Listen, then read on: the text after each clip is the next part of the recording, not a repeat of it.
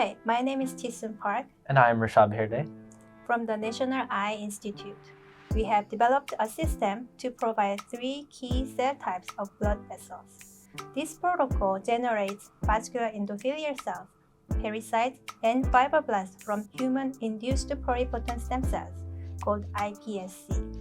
From iPSCs to fibroblasts takes about 4 weeks. This sequential protocol is composed of 5 steps that include seeding of undifferentiated iPSCs, 7 days of monolayer differentiation, and cell separation based on CD31 expression.